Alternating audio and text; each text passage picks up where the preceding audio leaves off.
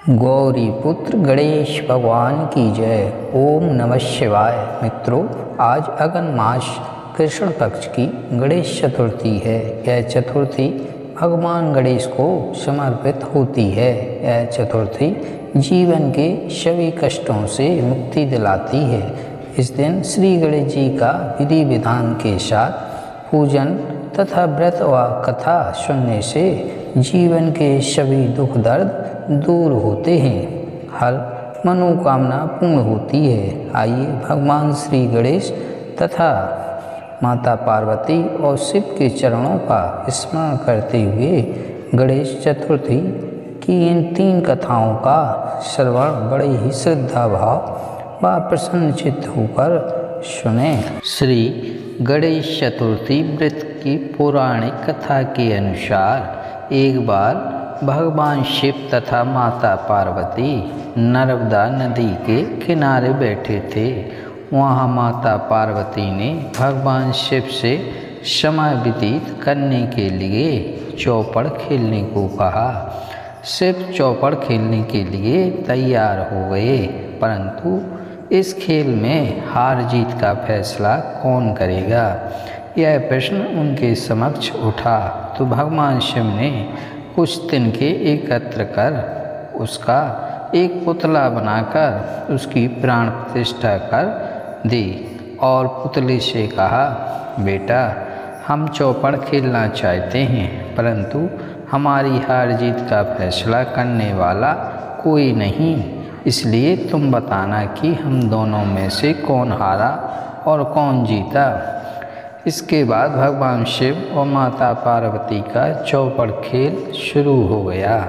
यह खेल 3 बार खेला गया और संयोग से तीनों बार माता पार्वती ही जीत गईं। खेल समाप्त होने के बाद बालक से हार जीत का फैसला करने के लिए कहा, तो उस बालक ने महादेव को विजयी बताया। यह सुनकर माता पार्वती क्रोधित हो गईं और क्रोध में उन्होंने बालक को लंगड़ा होने, कीचड़ में पड़े रहने का श्राप दे दिया।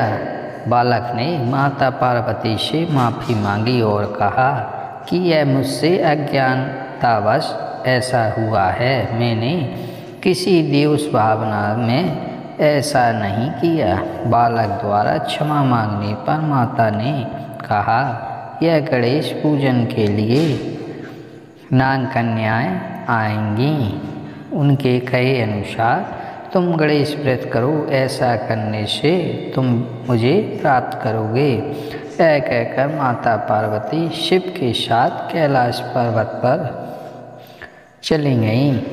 1 वर्ष बाद उस स्थान पर नाग कन्याएँ आईं। तब नाग कन्याओं से श्री गणेश के व्रत की विधि मालूम करने पर उस बालक ने 21 दिन लगातार गणेश जी का व्रत किया। उसकी श्रद्धा से गणेश जी प्रसन्न हुए। उन्होंने बालक को मनोवांछित फल मांगने के लिए कहा। उस पर उस बालक ने कहा, हे विनायक, मुझ में इतनी शक्ति दीजिए कि मैं अपने पैरों से चलकर अपने माता पिता के साथ कैलाश पर्वत पर पहुंच सकूं और वे यह देख प्रसन्न हों। तब बालक को वरदान देकर श्री गणेश अंतर्ध्यान हो गए। इसके बाद वह बालक कैलाश पर्वत पर पहुंच गया और कैलाश पर्वत पर पहुंचने की अपनी कथा उसने भगवान शिव को सुनाई। चौपड़ वाले दिन से माता पार्वती शिव जी से विमुख हो गई थीं। अतः देवी के रुष्ट होने पर भगवान शिव ने भी बालक के बताए अनुसार 21 दिनों तक श्री गणेश का व्रत किया।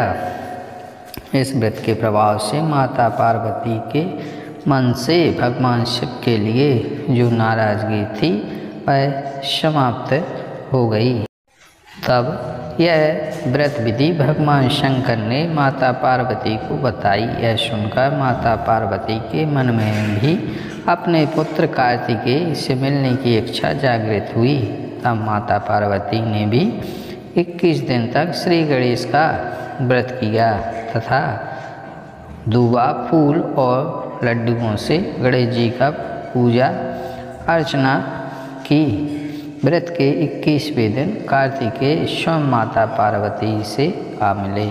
उस दिन श्री गणेश चतुर्थी का यह व्रत समस्त मनोकामनाओं की पूर्ति करने वाला व्रत माना जाता है।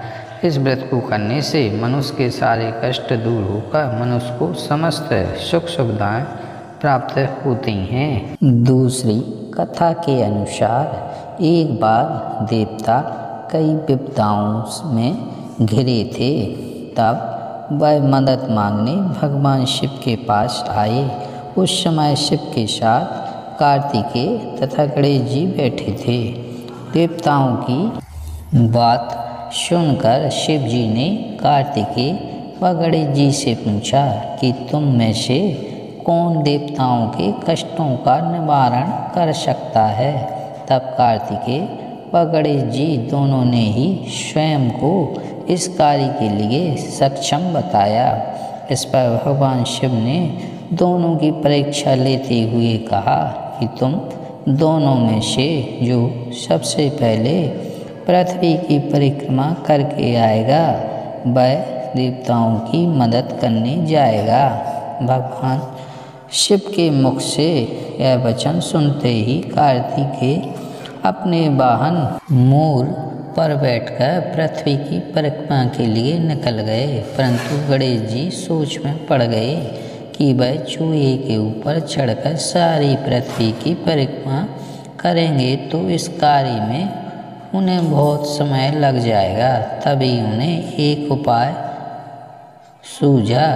गणेश अपने स्थान से उठे और अपने माता पिता की 7 बार परिक्रमा करके वापस बैठ गए।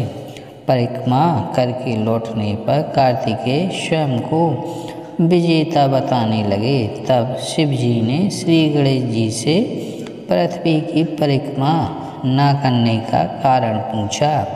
तब गणेश ने कहा, माता पिता के चरणों में ही समस्त लोग हैं। यह सुनकर भगवान शिव ने गणेश जी को देवताओं के संकट दूर करने की आज्ञा दी।